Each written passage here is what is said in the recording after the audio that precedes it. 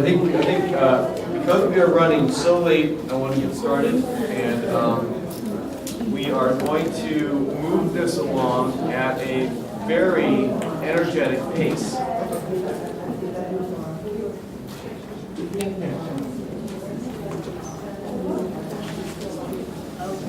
So I'm going to, I think it's basically, okay, I'm going to open it up, testimony.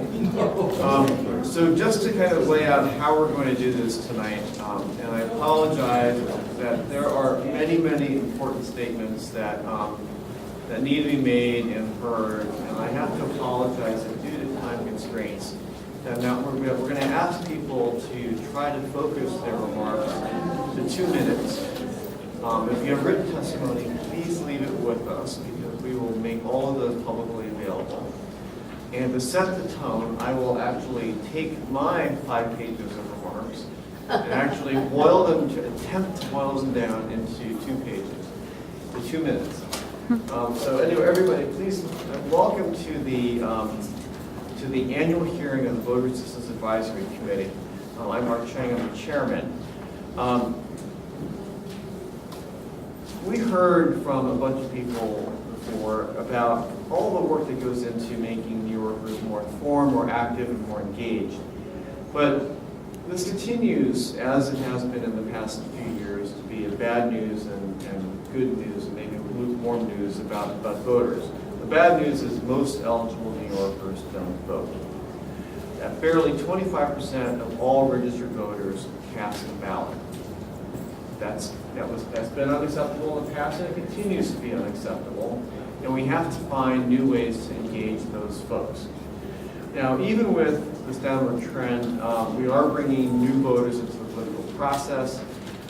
The number of active voters in New York City actually increased since last year's presidential election by 51,000, thanks in part to the hard work of the folks who gave testimony who were honored previously. So we need to keep doing this. We need to keep bringing these people in. And there are a few concrete recommendations that we are making. First, we have to have most importantly, we have to have a simpler, more responsive, more customer-focused election system. We must change the New York State election law to allow for better ballot design. That's a first recommendation. Second, it should be more convenient for New Yorkers to get to the polls. This means to do what 2 other states already do and have some form of early voting. Third, we need universal access to electronic voter registration, not just for those who hold driver's licenses, but for everybody else. We applaud the Board of Election in some of the small steps that they made, but there's a tremendous amount of work to be done. We've done our best as well. We've created nycvotes.org, which is a mobile tool available on smartphones everywhere via any smartphone browser to bring the fragmented pieces of voter engagement together in one convenient app. We have continued to sponsor the citywide candidate debates, and we have continued to enhance and augment the voter guide, which we're required by law to produce, but to translate it into more languages and then to also offer it via video. So this year's election has just concluded, but in just a couple months, another important election cycle will yet begin. And we're hearing from candidates from the Assembly and from Congress. And so the lessons that we've learned from this election need to be expanded and built upon to encourage more engagement in the coming elections. Thank you. So, okay. Anyone who heard me before knows that I'm not completely well, so I'm going to keep my statement really brief. I just wanted to say 2 things. One, the Campaign Finance Board, in addition to all the work we did in voter engagement and education this year, obviously ran the public matching funds program to encourage small donors from small donations for candidates for city office, and we were very, very successful in encouraging small donations. We gave out about $38 million in public funds to around 150 candidates. We will be holding a charter-required public hearing on the conduct of that work on January 22nd, so people are invited to testify about that and our voter work at that time. You should be getting invitations shortly. Thank you. So shall we start calling? So Anita, do you have any remarks? Well, in taking the lead from our chair, I'm going to take mine down from very long to one paragraph. And all I really want to share is that as we look forward to 2014, our goals include speaking with one voice. And while many of the groups here advocate in different areas for a more improved voter experience that would make voting easy, more appealing, on the right side of civic education and civic duty, it remains even more important that we invite others into our work and our conversation. So next year we will work to build a broader and a more diverse coalition to have a greater impact to all voting New Yorkers and to our legislators. Today, the partners who you saw here, we will expand, we will do more, we'll do better. Our youth poet, in 24 hours, they sent out a social media alert about Election Day, and we got 6,000 hits from youth all around the city. This is the impact that we want to make. For National Voter Registration Day, we've always partnered with NYPIRG. This year we asked if we could have more of a lead role in it, and we have now been told that NYC votes and our work with our partners was #2 in the country. So we're very excited to share that. Look out for more next year.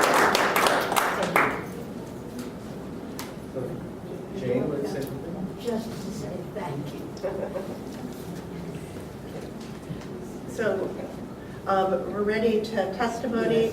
Our first testimony was going to be Councilwoman Brewer, but I see that she's left with me. Yes. Okay. Going to represent.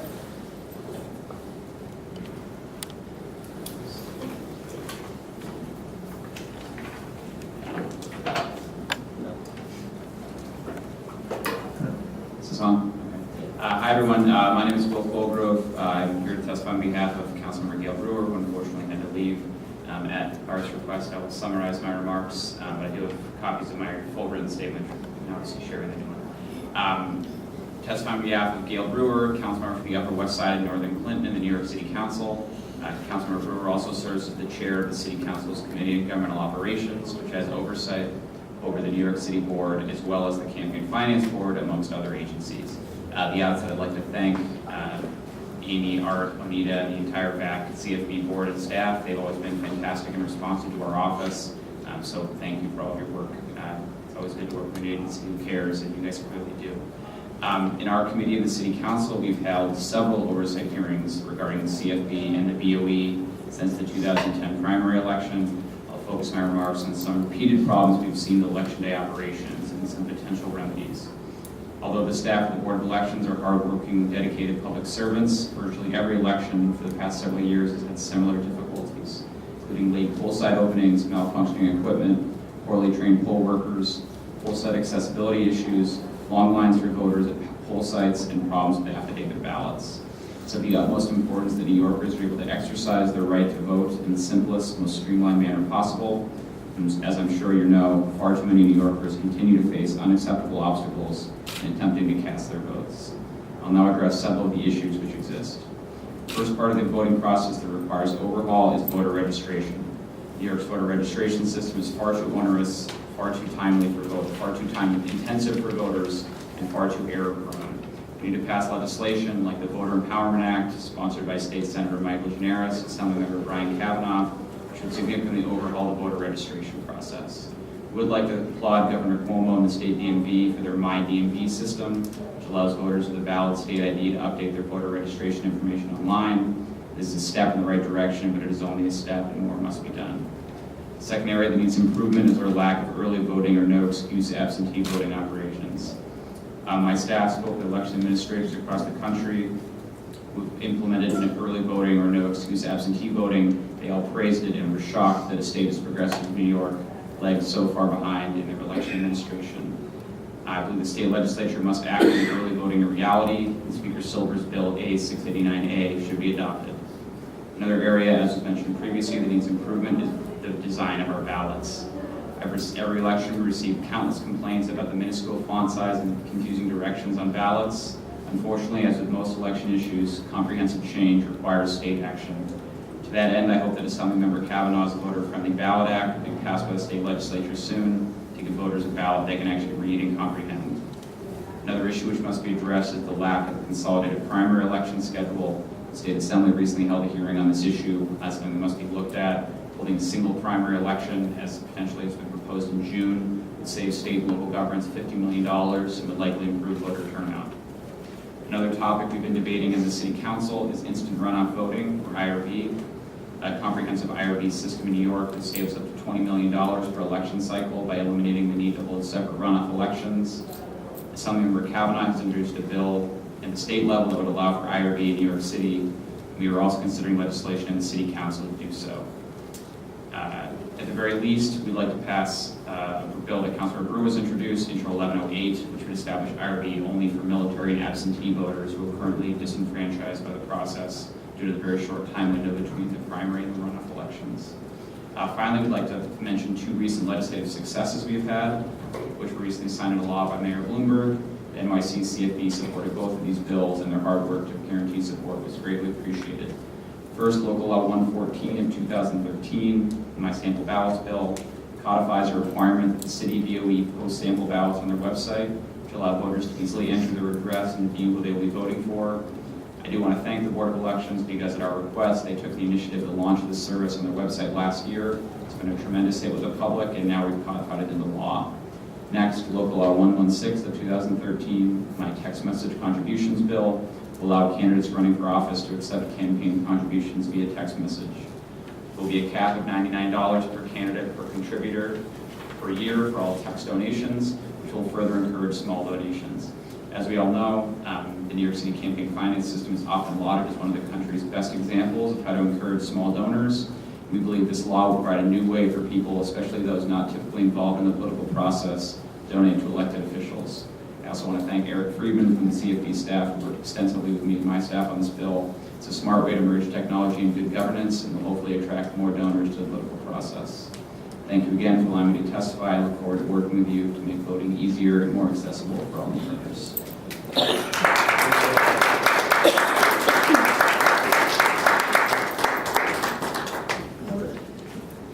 Does anyone have questions? Okay, we'll move to our next, who is Neil Rosenstein from Nyberg.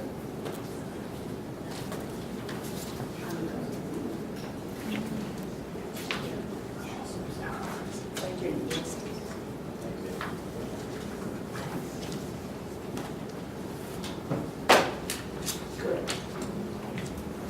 Howdy, good evening.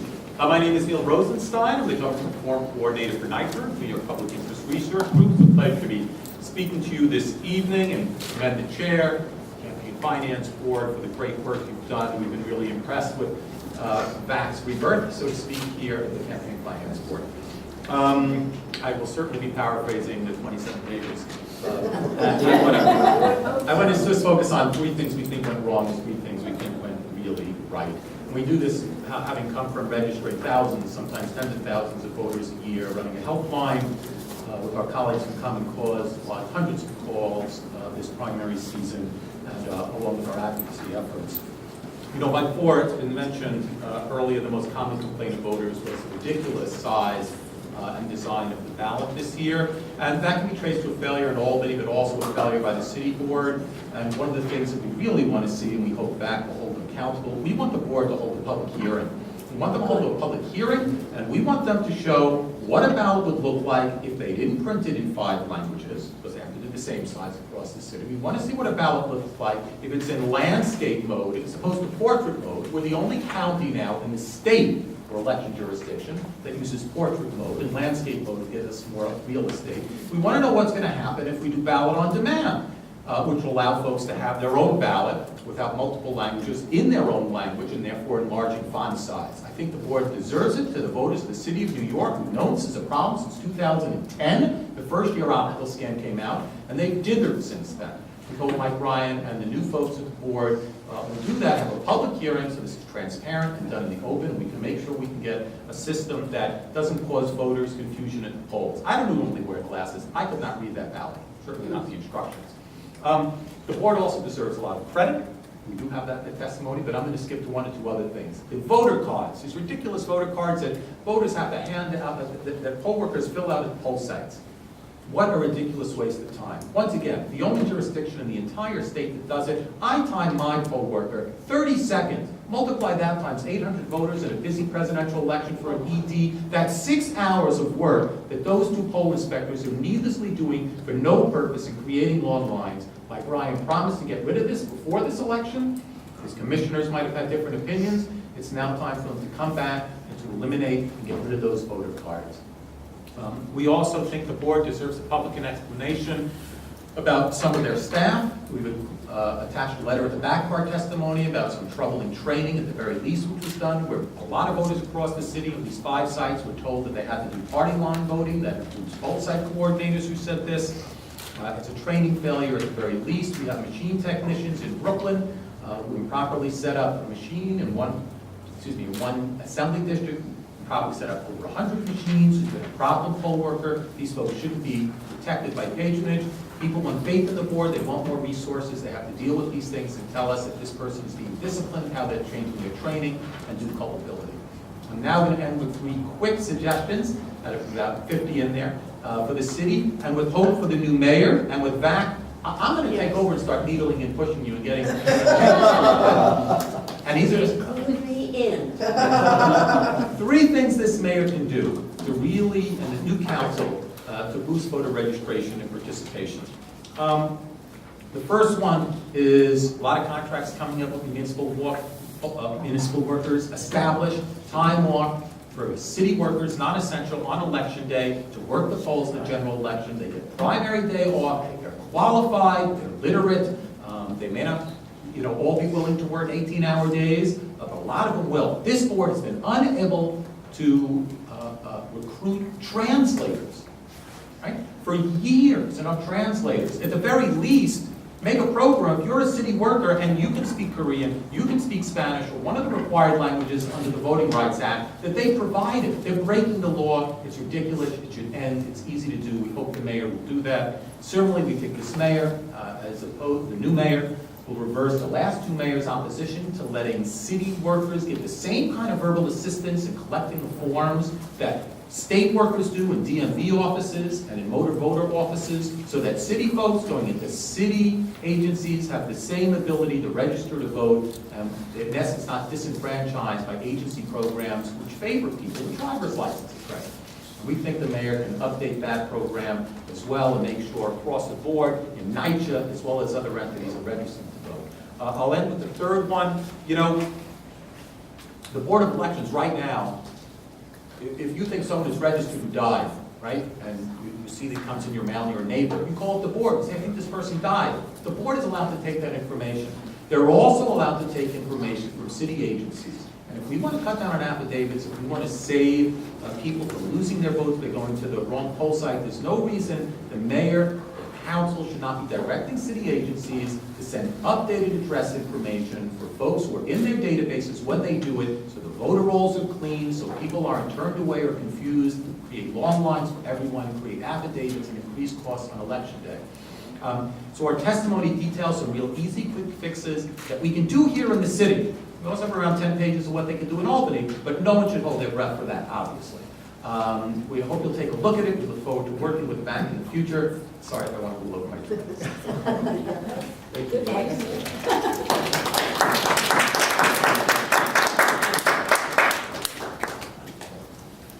Leo?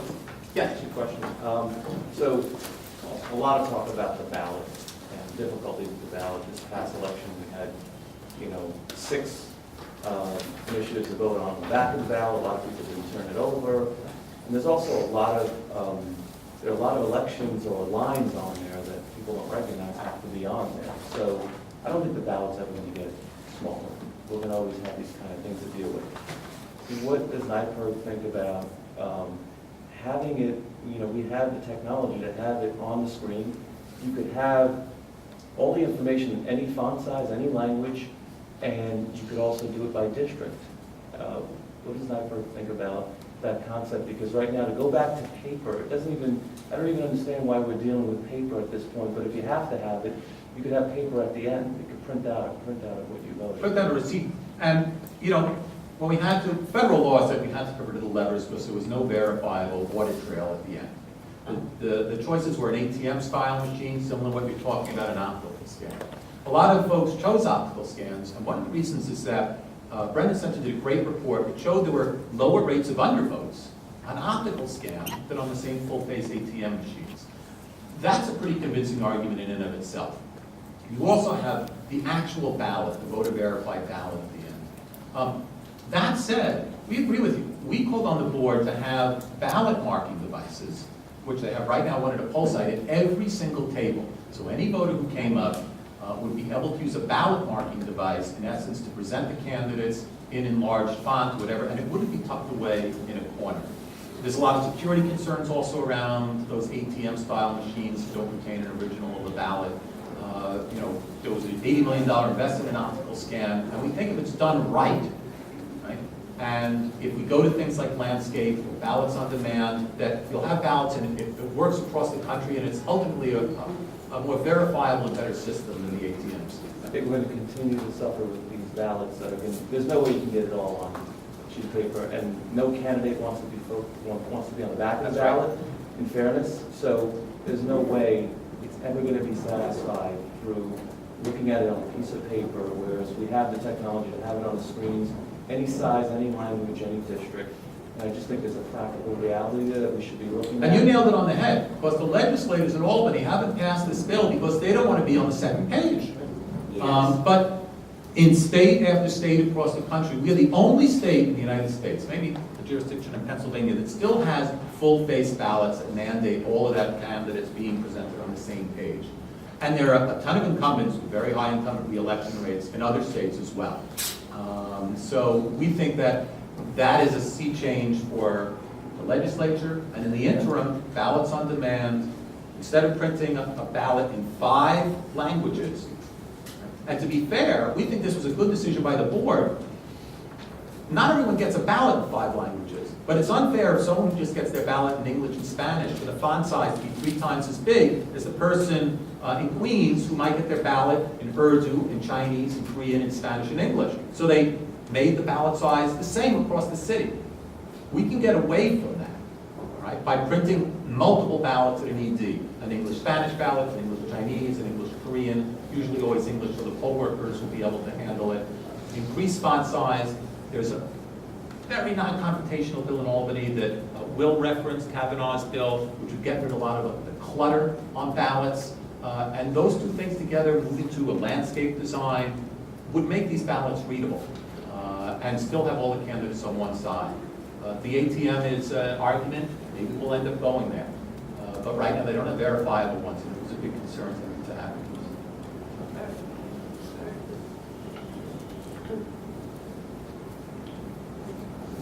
Other questions? Okay. Next, we have Rachel Faust from the Citizens Union. Thank you.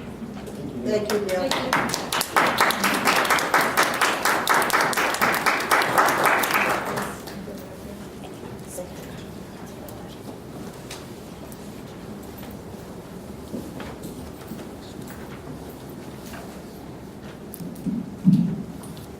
Good evening.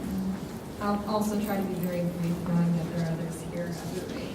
But first off, I'd like to commend Jean Hollis for she makes for her work. Citizens Union and folks like me, that you were a trailblazer for us. Oh, so thank you so much.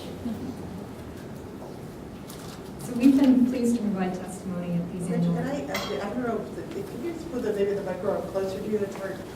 Okay, is that better? Thank you. Okay. So my name is Rachel Foss, and I'm the Policy and Research Manager for Citizens Union of the City of New York. We're a nonpartisan good government group dedicated to making democracy work for all New Yorkers. We've been pleased to provide testimony at these annual hearings post-election, as well as the election cycle campaign finance hearings and hearings on your annual reports. And so I'm going to reiterate a couple of things we've made in previous testimony, but focus mostly on the election. Perhaps the biggest challenge of the election cycle this year was the administration of the runoff election.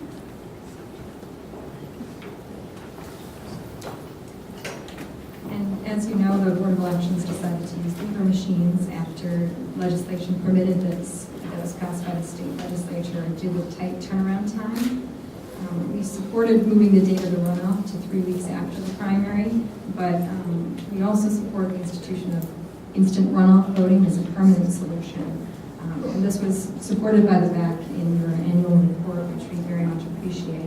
And we will save the city at least $17 million and results in greater participation by enabling voters to vote in the primary and runoff election at the same time.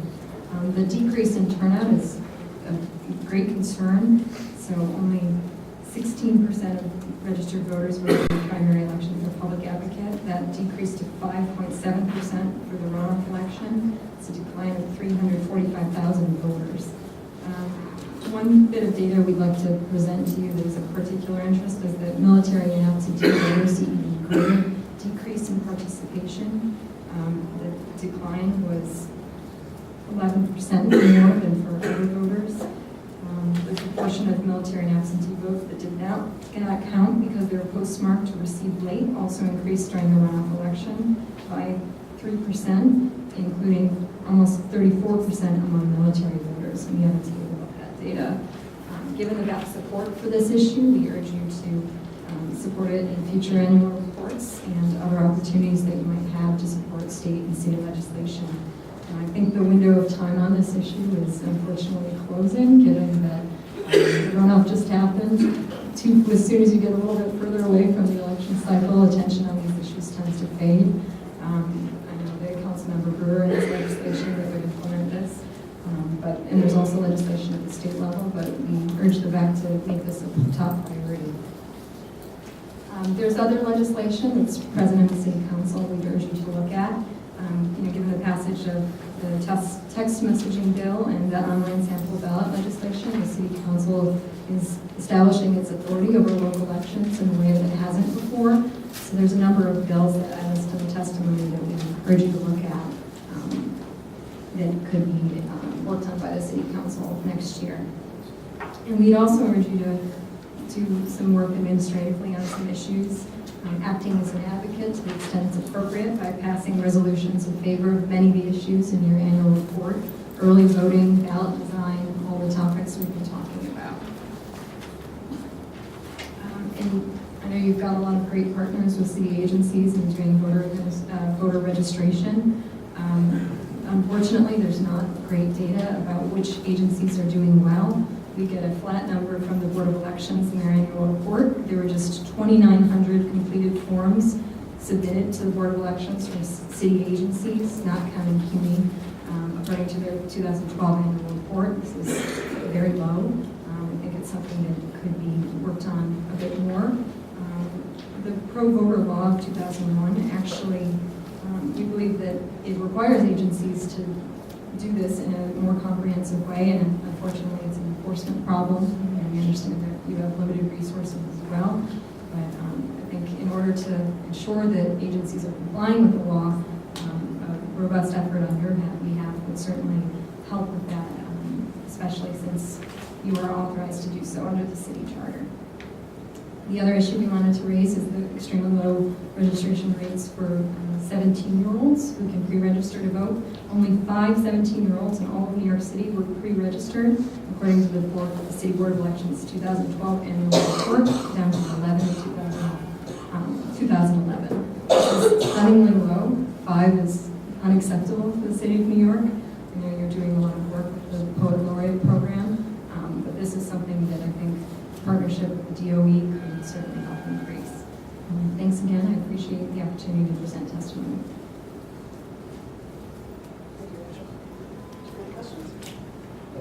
wanted to say that it's really refreshing and fantastic to get phone numbers. So thanks for producing all those in a really handy format. They're huge impact. Thank you. Next we have Ashton Stewart from the New York City.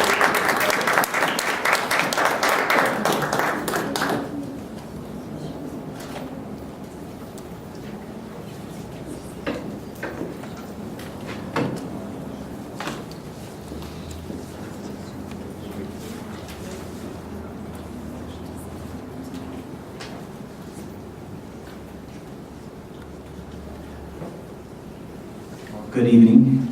My name is Ashton Stewart, and I'm the Executive Director of the New York City League of Women Voters. And today I have the distinct pleasure of delivering testimony on behalf of our officers. I would first like to start with a personal note by saying how impressed I was with your marketing campaign that you used this year in your voter guides. I felt that you really captured the essence of voting, how personalized it is with a thumbprint, and I just thought that was the cleverest thing I'd ever seen. So on with the Thank you very much. You are welcome. As a multi-issue, nonpartisan political organization, we encourage informed and active participation in government, work to increase understanding of major policy issues, and influence public policy through advocacy and education.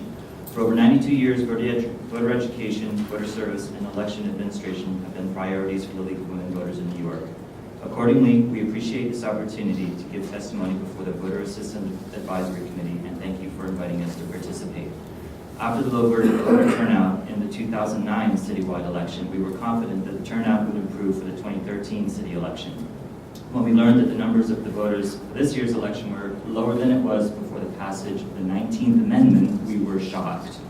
Getting people out to vote is no easy task, but the statistics of this year gave a clear indication that voters need more to become engaged in the election process. Despite the low voter turnout, 2013 was a great year for our league. We reached several new milestones and were successful trying new ways to engage New York City voters. In early 2013, the New York City League partnered with the CUNY Graduate Center to make our elected official directory that would represent you available online and all web devices. In the spring, we held an education session as part of our Lunch with the League meeting that's open to members in the public, and we featured the New York City Board of Elections Commissioners to hopefully address problems and issues that would possibly arise in the elections and take care of them before the election took place.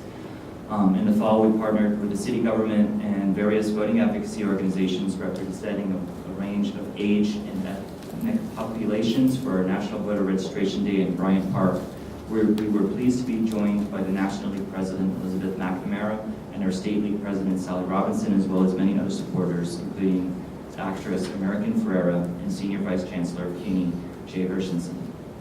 2013 also marked the first time we presented debates for the general election, giving voters new perspectives from third-party candidates, and our Vote411.org interactive voter guides are the most traffic of our primary election voter guides since we began using the software in 2010. During the 2013 election year, the New York City... Just interrupt for a second. Sure. So I'm asking folks who give testimony to keep their comments to 2 minutes. Okay, And, this is definitely 2 minutes. Am I at a minute right now? My gift for Gab is probably delaying this. Okay. Let's skip that then.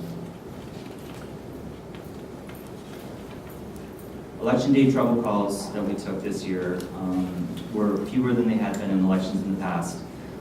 We did report to the New York City Board of Elections any discrepancies that needed immediate attention. And one of the most concerning complaints we had was that voters were being told in the general election that they had to vote on a straight party line, similar to some of the testimony you've already heard today. So the point of that is some poll workers were clearly confused about New York State rules on open and closed elections. Improving poll worker training is one way we can strengthen New York voting in New York City. The League believes that there are many ways to strengthen New York City elections. Focusing on 4 priorities would make significant improvements to the system currently in place. The first suggestion is to improve polling place management, poll worker training, and recruitment. There was no additional training given between the 2013 primary and general election to stress the importance of understanding how votes are cast in open and closed elections. And as a result, many voters were giving inaccurate information. In addition, we should add a split shift of poll workers as the New York State legislation permits. perhaps the VAAC would add their voice now that Doug Kellner, co-chairman of the New York State Board of Elections, has included these suggestions for the New York City Board of Elections to adopt as soon as possible. As the split shift legislation is being made in other counties in New York State, we believe we would be able to add the new regulation in New York City. A third recommendation to strengthen New York City voting is to create a better ballot design. We are pleased that the Board of Elections is taking a look at this, and we're hopeful that the font size will be enlarged enough to be readable without a magnifying glass. In addition to the font size, New York City believes that it's vital that longer ballots should be permitted when there are lengthy ballot proposals that need to be included. Lastly, at the bottom of each page, it should say "turn over" in large letters to remind voters that there's more to vote for than just the candidates. The fourth final way to improve elections in New York City is better management of the scanners and how they are decided when they decide how many are provided at each poll site. It seems that there was a lot of poll sites with too many and a lot of poll sites with too few. We are paperless and election district restrictions and early voting is another way that we can improve the elections and something that the league has long advocated for. We look forward to working with the Voter Assistance Advisory Committee and our partner groups to influence these changes, and hopefully we can do this before the June primary. Thank you. Thank you. Thanks for the opportunity.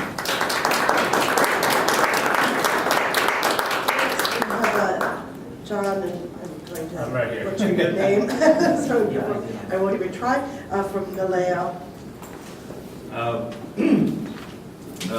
Good evening, everybody. My name is John Del Uomini. I'm Italian. My dad is, anyways.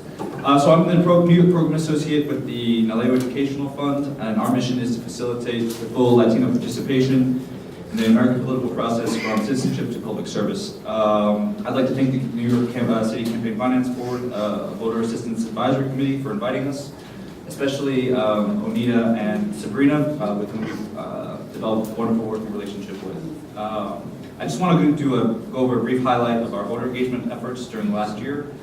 The Naleo Educational Fund operates a year-round national, nonpartisan, bilingual voter information and voter protection hotline. It's 1-888-VAAC. The hotline serves as the Spanish language branch for the Election Protection Coalition. This year we partnered with them again, also with partners such as the law firm Davis Polk and Wardwell, Latino Justice, and La Fuente. On election day, we were able to assist over 130 New York City voters. We also were able to provide nonpartisan collateral such as posters and other visuals for our various partners. Went to the Brooklyn Courthouse twice a month to register new citizens after the citizenship ceremony leading up to the voter registration deadline. And we've been active on the New York Civic Engagement Table. Let me skip this. So basically, one of the new things that we did this past year is we launched our poll monitoring toolkit. We partnered locally with Northern Manhattan Coalition for Immigrant Rights and the Democracy Prep Public Schools. And our findings from this pilot program really varied from location to location, but they were mostly focused in the Bronx and Northern Manhattan. But the patterns that emerged were some blatant electioneering and proximity to the polling sites. Poorly trained poll workers who just lack the knowledge on how to fill out a provisional ballot or an affidavit, and also a lack of signage and the absence of consistency of where signage was placed. Many voters who called up just didn't see the signs; they didn't know where to go. And lastly, somebody mentioned it earlier. The font size on the ballot. They complained that it was too small. So based on our experiences, we feel that there are a few things that we can improve on. And just the top three, the first one would be poll worker training, recruitment and training. One of the main challenges the Latino community faces in dealing with poorly trained poll workers is the lack of Spanish-speaking skills. And also the lack of understanding of the election rules and regulations. In certain districts, everyone is allowed their ballot in their language. This is a theme that we've seen over the last few election cycles, and we really hope that we can fix that.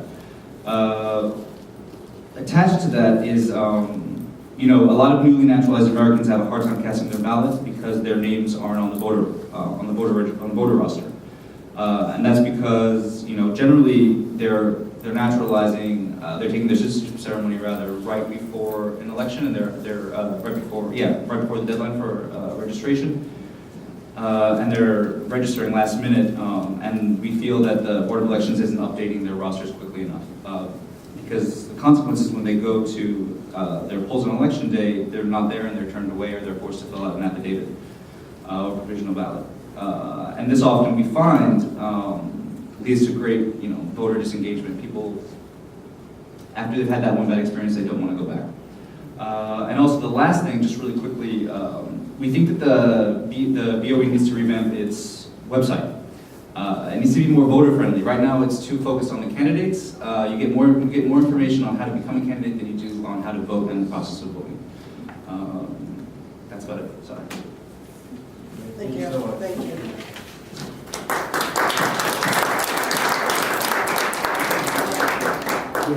Next, we have Hannah Yoon from the NYC Center for Community Action.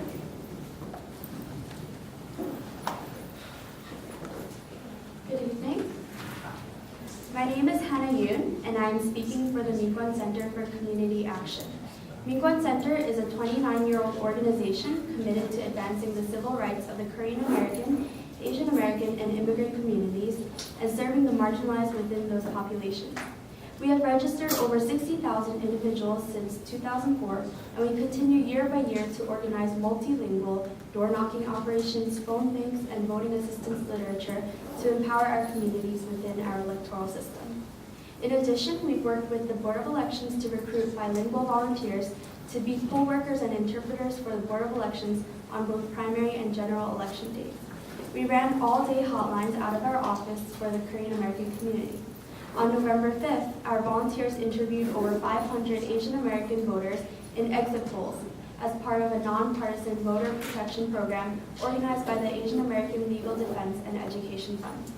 So through these efforts, we encountered several issues to note on election day.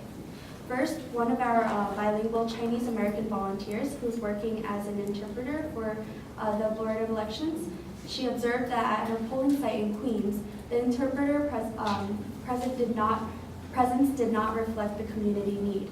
She found she only needed to help one Chinese-speaking voter the entire day, while the Korean interpreter had to assist over 30 on her own, mostly Korean, and those voters were mostly elderly Korean-speaking voters who needed help at every step of the process. Also, poll workers inconsistently and sometimes even correctly guided voters on the ballot initiatives printed on the back of the ballot. Our volunteers noticed that the poll workers at some sites guided voters to read and vote on the referendum questions. At other locations, some voters were not informed at all, and in some cases, poll workers or interpreters for Asian American voters were saying that the backside was not important. Our volunteers also faced harassment by the Board of Election poll site supervisors, being either threatened to be ejected from the premises or made to stand beyond 100 feet away, even though they had a letter giving permission from the New York City Board of Elections when doing the exit polling of Asian American voters. We would like to commend the Campaign Finance Board for its voter guide, its comprehensive scope, and the high quality of the translation in its Korean version. We also want to recognize the efforts it made to disseminate the guide. This concludes my comments. Thank you so much for your time. Thank you so much.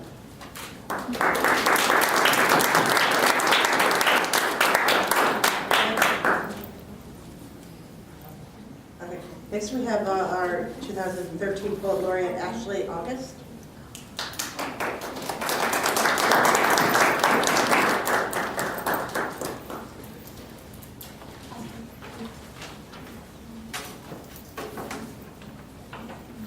Hello. I'm going to talk about my experience as New York City's Youth Poet Laureate. I have a couple of points. As New York City's Youth Poet Laureate, I did voter registration and outreach, and I encouraged fellow youth to get involved civically in their communities. Over the course of my Youth Poet Laureate term, I transformed into someone who has a greater yearning for making the word change always implemented into my daily ritual. I would go out to schools and events that were frequented by youth and do writing workshops and talkbacks about the world around us. And I realized how much power we have as young people. Youth dialogue is generally silenced, and our opinions often do not have the opportunity to be voiced or placed on a platform to be heard. The young people in this city have so much heart, drive, and passion, and do want and do deserve a say in what happens in big offices and and city officials.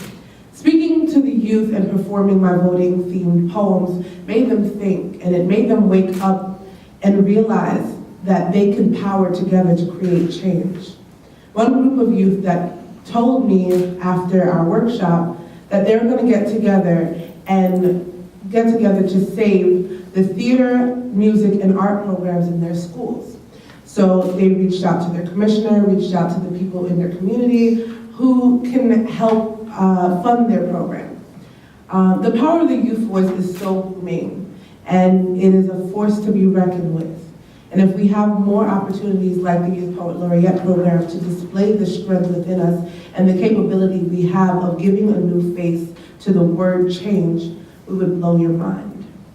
Thank you to New York City Votes for giving me the opportunity for reigning as New York City's Youth Poet Laureate. And I'm pretty sure Ramya is going to do 1,000 times more than what I did. Thank you.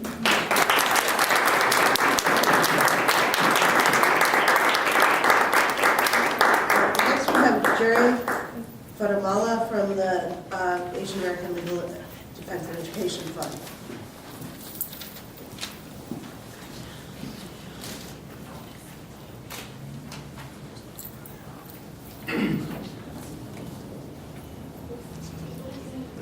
Mr. Guatemala was one of my Democratic testimony. Good evening, my name is Jerry Guatemala. I'm a staff attorney with the Asian American Legal Defense and Education Fund. ALDEF is a 39-year-old national civil rights organization. We use advocacy, community education, and litigation to protect the rights of Asian Americans. On Election Day, we had conducted an exit poll and poll monitoring program in 3 states, including New York. We were in Manhattan, Queens, and Brooklyn. We had over 300 volunteers, which consisted of attorneys, law students, undergraduate students, community-based organizations, and volunteers. I'll go over some of the findings that we had on Election Day. And I would direct you to, we provided this to everyone here. This is a letter that we submitted to the New York City Board of Elections on December 3rd, 2013, which detailed all of our observations that we received from individual voters and from our volunteers on Election Day. It's very detailed, and I urge you to please review the letter after this hearing. One of the major things we noticed on Election Day was the mistranslation of ballot propositions. One of the ballot propositions was copy and pasted so that it was identical to the following proposition. This is only in Chinese. Our observers noticed it, and some of the voters noticed it as well. So obviously that was a huge error. It's just completely unacceptable. We do commend the board for taking action. We just recently found out that some corrective action was taken for some of the individuals involved in that process. But mistranslation, especially on something like a ballot initiative, is just completely unacceptable. Language assistance in general, in some places was good, in some places it was not so good. We've been doing this a long time. You may be aware we have litigation against the New York City Board of Elections for failure to provide Asian Indian language assistance as required under the Federal Voting Rights Act. We've been working with them. Bengali ballots were available, which is a good thing, but there was missing signage, which is required under the Federal Voting Rights Act, also required under the Help America Vote Act. That was missing at numerous poll sites. Interpreter shortages, a recurring problem that we notice every election. You'll see in our letter, we have the list of the required number of interpreters for each language at each poll site, and who was actually there. We're nowhere near 100%. We are improving after each election, it seems like, but we still have recurrent problems. Korean interpreters, there's just not enough Korean interpreters in places that it's needed. And other languages, Bengali interpreters, Chinese interpreters, every election we notice that there's just not enough. And something needs to be done there to make sure that the voters have that language assistance that's required under federal law. poll worker confusion. We had a poll worker at Rosenthal Senior Center in Queens that told the Asian American voters, well, don't worry about the back and the ballot initiatives, it's not important, so you don't need to vote on it. We had poll workers that could not find voters' names in the voter roll. The voters were sent to another poll site. When they came back, another poll worker looked up and found their name in the voter roll. And these are, in many cases, elderly, limited English proficient voters that are being sent back and forth, bounced around to different poll sites. Again, it's all detailed in our letter. Voter ID, as you know, in New York State, only first-time voters that register by mail are required to provide their ID before they vote. Unfortunately, Asian American voters oftentimes are required for 3 forms of ID, for providing their ID when it's not required, when they're not a first-time voter. We had numerous voters, in particular at Thomas Edison High School in Queens. The door clerk was requiring almost all the voters to provide ID before they could vote. And many of these voters were not first-time voters. We called all these observations into the Board of Elections, but again, these are recurring problems that we're trying to work cooperatively with the board. And as I mentioned, litigation is a tool that we do have at our disposal, but we're hoping that we don't have to always sue the Board of Elections before we can get some kind of resolution to these problems. So those are the major issues we noticed. Some of we had machine breakdowns where ballots were not being scanned without were jamming in the machines. We also had at one poll site in Brooklyn where there were just not enough ballots, and they had to give voters affidavit ballots and emergency ballots, and eventually they ran out as well. So obviously it's a very large issue, especially for a poll site that has a very high number of limited English proficient voters. So there were some real problems in this election, and it was an off-year election, and we're hoping that through working with you and with the board, we can resolve these issues so that we don't run into the same problems again in 2013. Thank you very much.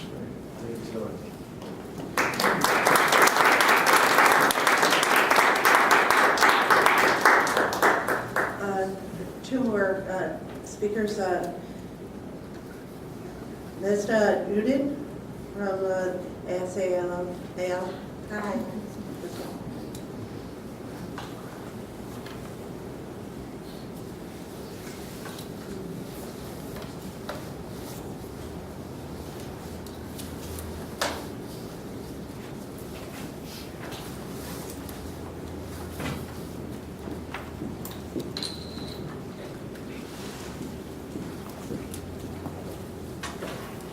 Good evening, everyone. Good evening. Election day experience and how to stand your election authority from here for our future election. Thank you. I like to introduce my experience, what I did last 2 years. Dear voter register and review committee, thank you. My name is Mezeda Eori, National Alliance of South Asian American Labor. I would like to thank your Board of Election Commissioner and Advisory Assistant Committee for the opportunity to speak about my observation through the election day. I would also like to thank your Board of Election for an overall job well done despite of some need for correction. The Alliance of South Asian American Labor is a community-based organization founded and led by South Asian Americans from the trade union movement. I seek to share my experience in politics, labor union, and create more dynamic culture and civic participation in the wide South Asian American community. We have a member-based organization which shapes Brooklyn, chapters in Brooklyn, Queens, Bronx, Manhattan, and East Carolina. Thank you for your continued efforts to preserve civil rights for all Americans, especially for your commitment to defend the right to vote. ASAL is a non-profit organization based in New York City that promotes the civil rights of South Asian Americans. I monitored election day in the last 2 years with others. As it, oh, only 2 minutes? Yes. Oh, thank you. Then I have to shorten everything. Okay. Thank you. There are other ways to improve election day situation. The school should be well lit so that everyone can have an environment where they can see what they are doing as they proceed to cast their vote. The ballot should be have larger printers so that they can be easily read. The machine light should be brighter so that ballot can be more easily seen. Every school and polling place should be stocked with all necessary supplies. The voter registration list should be pre-checked so that no voter's name is missing. The poll workers should be better trained so that they can assist voting public in a more effective and professional manner. The coordinators should be instructed to be available during the entire period of the voting day. And where do we go from here? The primary election will begin September of 2014. The Board of Election has a lot of work to do. In my opinion, in total voter guide and voter registration form should be rewritten as because there are a lot of mistakes and mistranslation. The language of sentence need to be changed. Only correcting some words will not be justified. In many cases, translation from English to Bengali do not reflect true meaning. The sentence contains legal content which need to be translated very carefully and correctly, which has not been done. In some cases, many sentences need to be changed totally. The sentence in the guide are length and language and complicated. Particularly, sentence contains legal content. So, word by word, translation will not be help the readers, but users. Rather, translating concept meaning of total sentence will be more useful, meaningful. Translation should be done in such a way that it is be easy to understand for the user. Thank you. I did not read all of the things, but you have everything in there. Please note, the Bengali translated copy of voter registration form and voting guide manual you provided has been corrected as it was full of mistakes. Thank you. Thank you so much.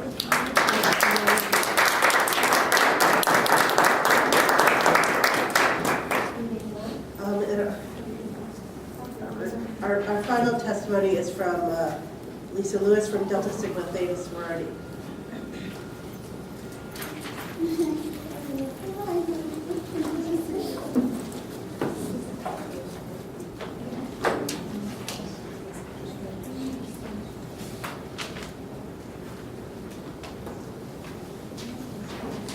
Good evening, everyone. As I am the last speaker, I will try to be very brief. My name is Lisa Lewis, and I am a member of the East Kings County Alumni Chapter of Delta Sigma Theta Sorority Incorporated. I first want to thank you for this partnership and for allowing us to participate with you. This has been a great experience, and the members of East Kings County really appreciate it. Voter registration and education is part of the national initiative of Delta Sigma Theta Sorority, and we value your service, your partnership, and we look forward to educating New Yorkers and increasing voter registration and participation. We previously submitted a write-up of our experiences, so I'm going to confine my remarks to Election Day. On Election Day, members of the East Kings County Alumni Chapter went to 3 voting sites in East New York, one of the poorest and most underserved communities in Brooklyn. And I just want to give you our insight from our experiences.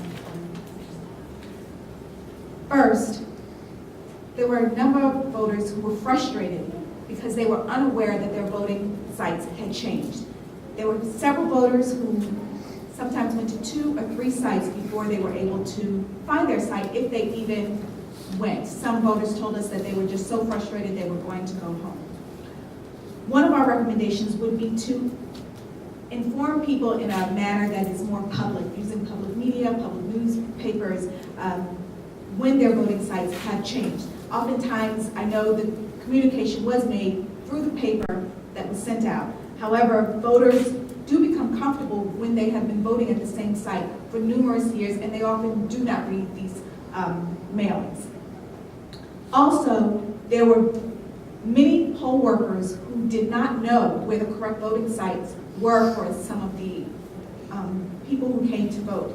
So the poll workers need to be better trained in order to assist people who are at the incorrect location and how to find their location. I mean, this information was available through 311, and poll workers didn't tell them, even if they didn't know where the site was, poll workers were unable to inform the public that they could contact 311 to find their correct site.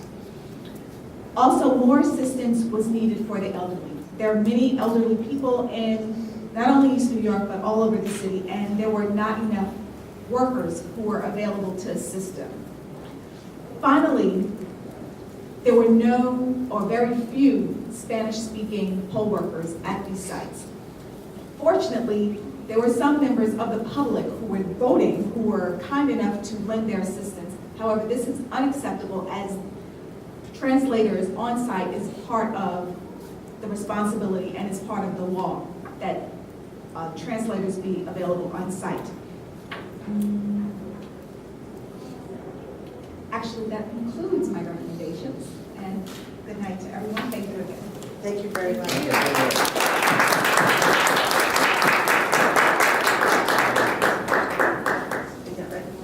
I guess before we conclude, is there anyone else who wanted to testify? Who didn't sign up when they came in?